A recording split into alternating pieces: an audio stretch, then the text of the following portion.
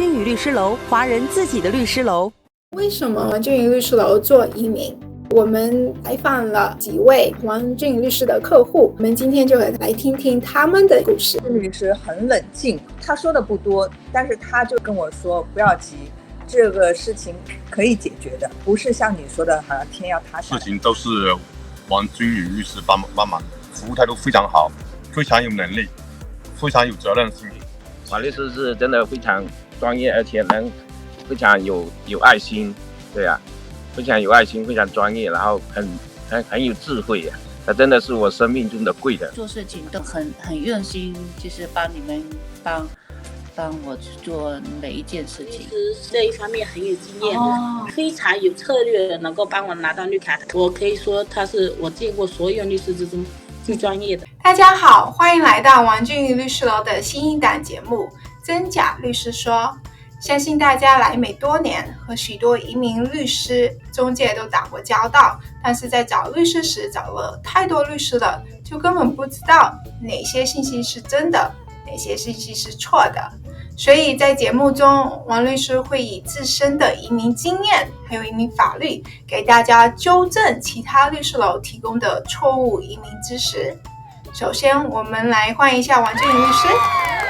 大家好，我是王君宇律师，我有近20年的专门做移民的经验，在全美办理华人的移民，所以呢，有做各种各样的移民，包括亲属移民、劳工移民、非移民签证、庇护等等。所以只要你有移民问题，你都可以找我们，因为我们是专门做移民的，而且各种移民都有经验的。是，那我们在纽约和加州都有办公室，需要移民帮助的朋友也可以打电话到我们的办公室。纽约电话是718-353-9264，或者加州电话626-396-9264。那今天呢，我们将来讲陈创律师楼 Tran Law Office 他提供的一些错误移民知识。那我们先来看一下他的第一个视频。收到这个罚款之后，这个当事人有30天的时间，他可以回应，他可以书面辩护说你这搞错了啊，比方说其实我没有理解令，我现在呢，或者说我现在你虽然说我有理解令，但是我已经其他的形式的这个合理的可以留在美国的，我并不是故意的 willfully， 英文那个词叫 willfully， 就是没有理由的，我就是想，我根本不在乎你移民局这些规定。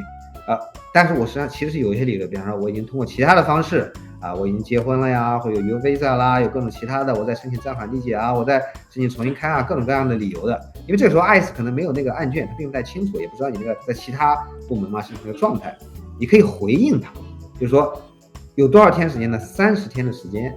当事人有30天的时间，首先来书面回应 ICE， 就是说甚至你可以要求说你如果对我这个信息有所怀疑的话呢，我要求一个面谈interview 到你办公室。这个到办公室来谈的其实是挺复杂的，并不是一个简单的事情这个时候呢 ICE 还可以延长30天的时间，就是说如果在有合理的情况之下，这个外国申请人在回应的时候，他可以说这个30天不够，你再给我个30天的时间，你就可以向这个负责地解这个官员申请延期上，就是说这加一块就是有合理的就是将近60天的时间了。然后这个如果当事人要求了说必须要当面面谈来回答这个问题，在这个时候呢，当事人还可以有这个机会去出示这个证据。所以视频中他是讲关于最近比较大家关注的关于那个 ICE 的罚款。然后呢，视频中他说，如果你收到这个罚款的话，你可以回复，然后呢，可以要求他们面谈提供更多的证据，跟他们说你不应该有这个罚款。王律师是这样子吗？不是的，如果你按照他做的话，你真的就会达到 ICE 的目标了，就是找到你，不是钱。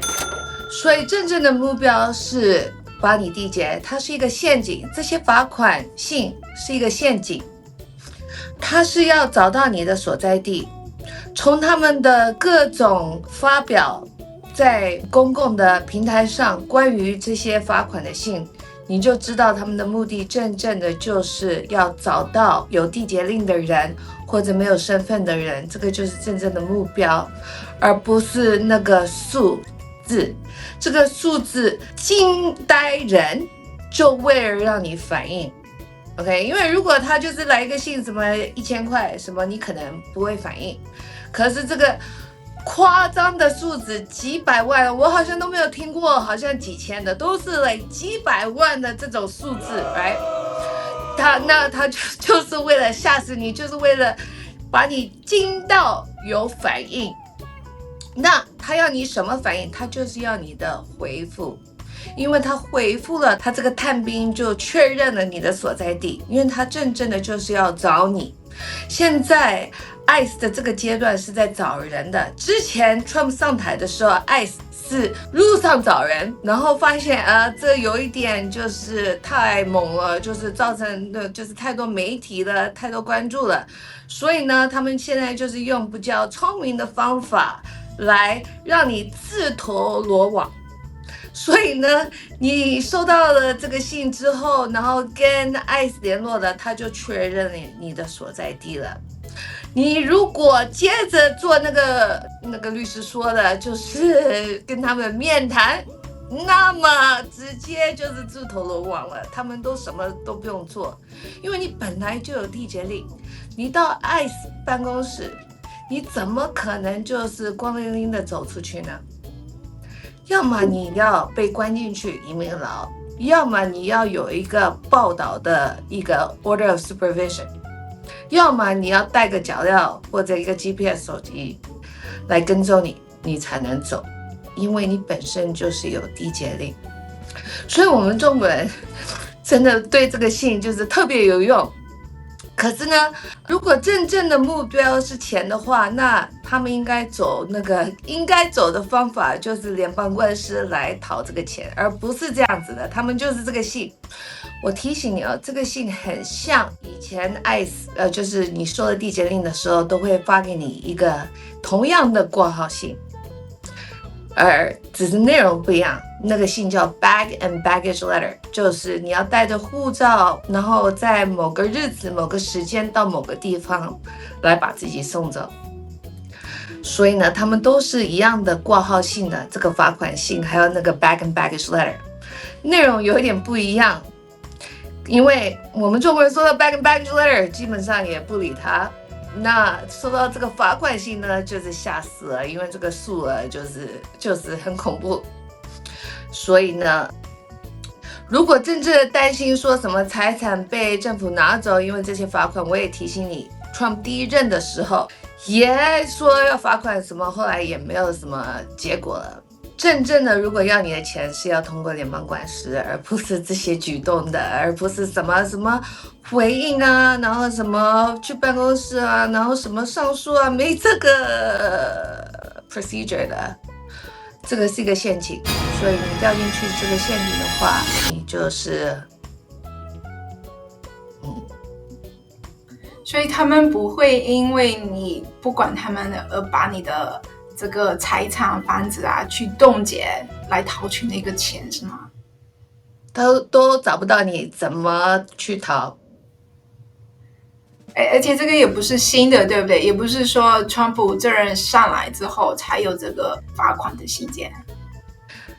不是的，他第一任的时候就试着这些罚款的这些东西才开始出现，然后也没有什么结果了。所以就是可以不用理。你可以试试看理，然后那个结果你自己承受。那你不理的话，会不会什么财产被拿走，什么要真正的财产被拿走是要通过联邦官司。好，那我们再来看下一个视频。或者说另外一种非常少见的就是说，如果你这个配偶是公民或绿卡呢，但是你在美国时间又待了很长，这就是第二种情况，这叫10年绿卡。你有这种公民的亲属，这个子女啦、配偶啦，然后因为你的离开会对他们造成极端的这种特殊的困难。你在美国已经超过10年了，你可以申请一个，就是说在你上庭，在你这个被移民局发递解令之前，发出这个递解这个通知之前呢，就是 NTA 之前，你在美国已经居留，连续居留超过10年，你在美国有没有其他的犯罪记录，而且因为你的离开会对你亲属造成极端特殊非常严重的困难，而且这个是名额有限制，每年只有7000个。视频中他说他讲关于走线的人来美国拿身份，那其中一个方法呢是说10年绿卡，要有绿卡公民配偶孩子极度需要你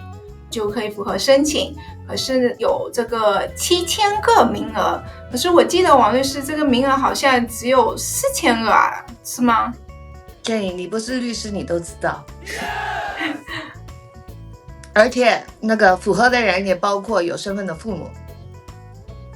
对，所以不只是他说的只是配偶或者孩子。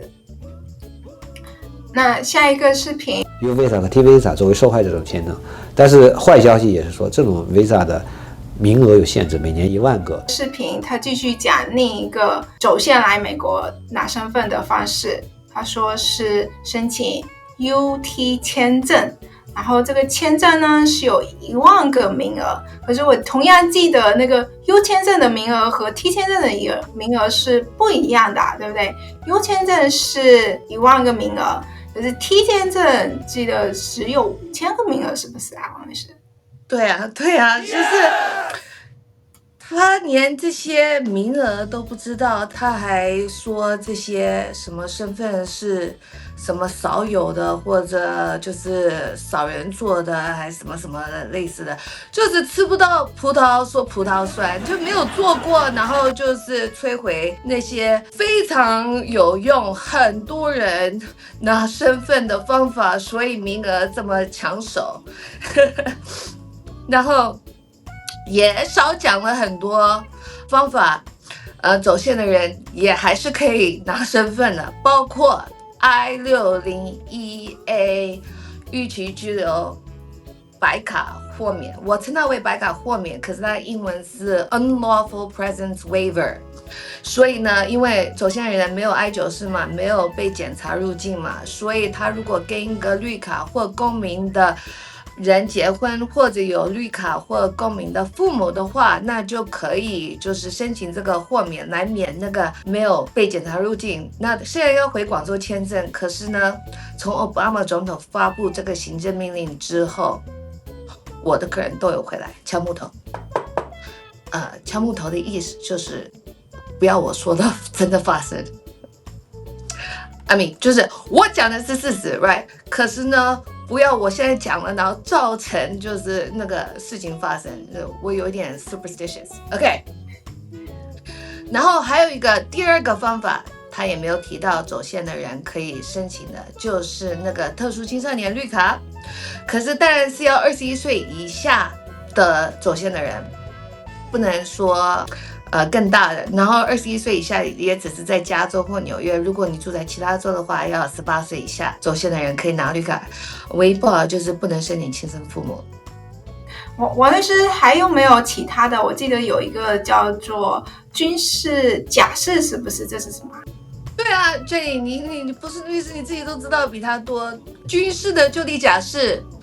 也是呢，如果你有家人是军人的话，那你也可以申请这个就地假释 I-94， 基本上就是。还有创业假释 ，right？ 假释都是 I-94来代替你没有的 I-94， 就是没有被检查入境，没有这个张纸，是一个 I-94表，所以就是创业假释 ，right？ 如果你创业，你可以拿这个创业假释，还有每一次有一个好总统，就不是 Trump， 好总统上台，他都会有一个行政命令给予假释，给予这个 I-94。每一次的好总统都是针对的都是这个没有 I-94的问题，所以像拜登下台之前，他就有那个跟公民结婚的就地假释，还有那个在奥巴马的时候就是给了 601A， 然后呢，Clinton 的时候就给了那个245I 罚1000块就有了这个，基本上就是这个 I-94了。所以每一次有个好总统上台，都会帮你解决这个问题的。所以如果你不符合任何刚刚讲的，你也可以就等咯。可是很多人他们就直接做庇护，因为就是庇护很简单啊。对啊，就像这种律师一直好像推，然后什么讲的什么，哇，好错 ，right？ 你要看统计的话，你可以看 TRAC Track， 他们有统计庇护的成功率是低的，好不好？更何况我们现在这个总统是在针对庇护，他第一任只针对庇护，这一任他针对庇护 Plus。Right， 可是还在针对庇护，所以呢，你在这个时候做庇护，你是不是傻了？第二，你没有被抓到，你何必要去做任何事情呢？对不对？就是干嘛要暴露自己呢？在这种危险的时候，你们有没有在看新闻呢？第三，你如果申请庇护，你是自动会被告上移民庭的，不像别的身份的申请，就是只是被拒。申请庇护是一个 wheel， 它就是继续 turn 了，所以你一开始这个轮，它就会继续转，那你就是不能停止了。所以你申请庇护面谈不通过，会被自动告上移民庭。被自动告上移民庭不是第二次机会来拿庇护，而是缔结庭。你拿不到庇护，你就是会有缔结令。所以呢，你要慎重做庇护。可是做庇护不是你可以有个打工卡吗？很多人做庇护就是为了这张卡。那要怎么样？很多人现在有在上庭的话，有打工卡也照样被关进去移民牢啊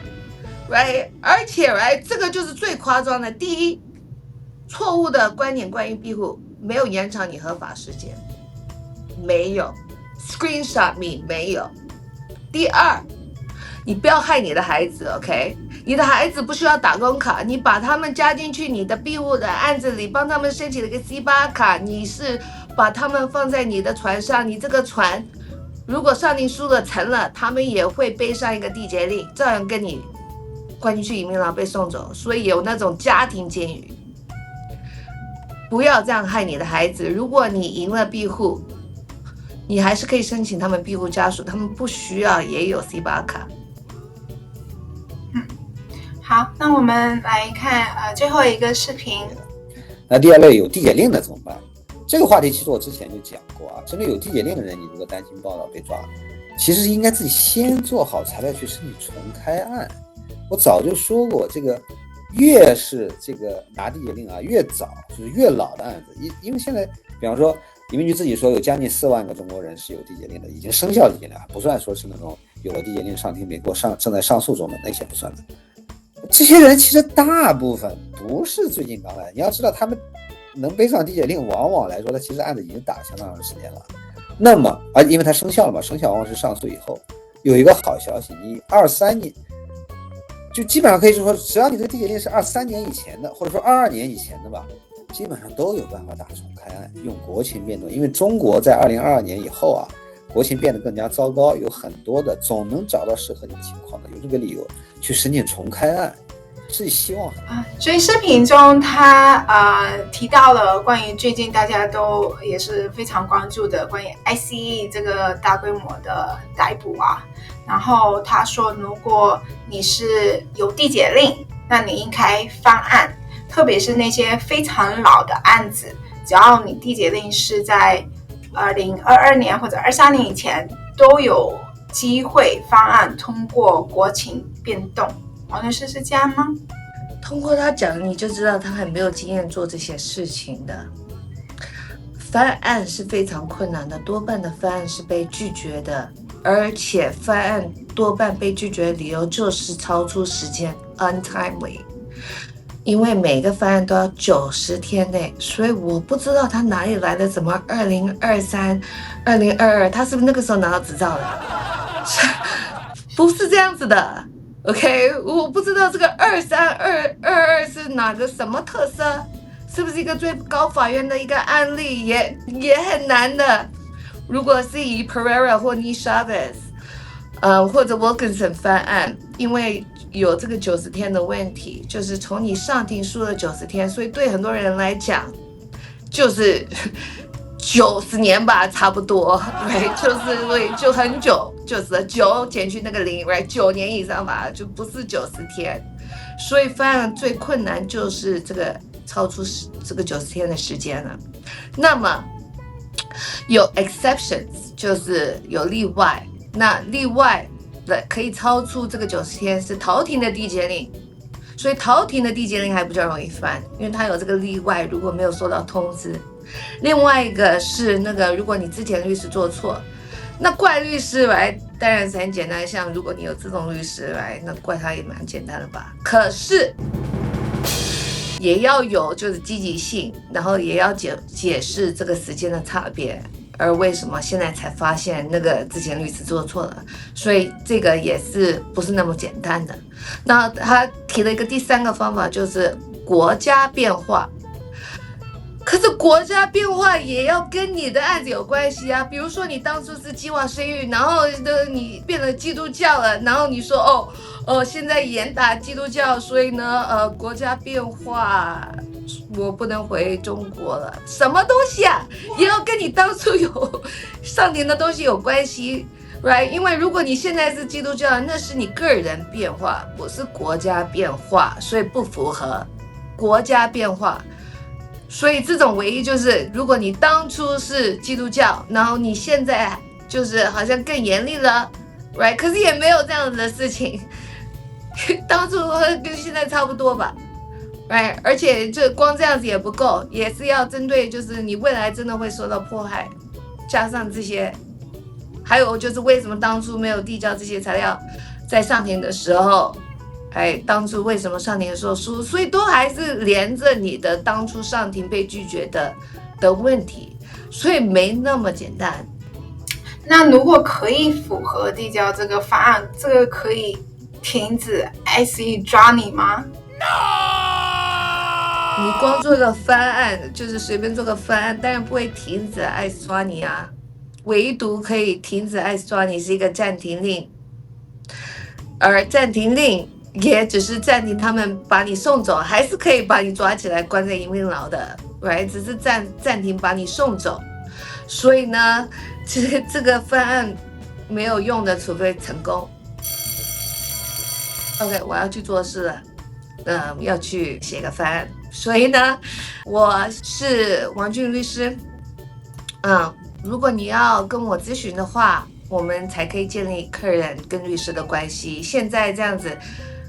讲话，我不知道你是谁，所以我们没有建立任何关系。这个只是我的一个经验，还有以我的经验来跟你讲一些方法来解决最近发生看到的问题。律师不是记者，不是说就报道发生什么事。律师给你意见来怎么面对，怎么解决这些问题。律师也不是科学家，所以呢不应该把你当白老鼠。就是试试看在你身上，然后最好你被关进去移民牢了，然后就问题更严重了，就是更需要律师了。我知道你找律师肯定是想解决，然后老死不来往，那我也是 OK， 老死不来往，可是也有很多老客人靠口碑的，所以呢我也欢迎你跟我咨询，那我想帮你。好，谢谢王律师。那大家如果想要咨询您个人的案子呢，可以打电话到我们的办公室，纽约电话是718-353-9264，或者加州电话626-396-9264。王俊宇律师有近20年的移民经验，是移民的法律专家。我们在纽约和加州都有办公室。另外，喜欢这个节目的朋友也可以订阅我们王俊宇律师的 YouTube 频道。我们下一期节目再见，拜拜，拜拜。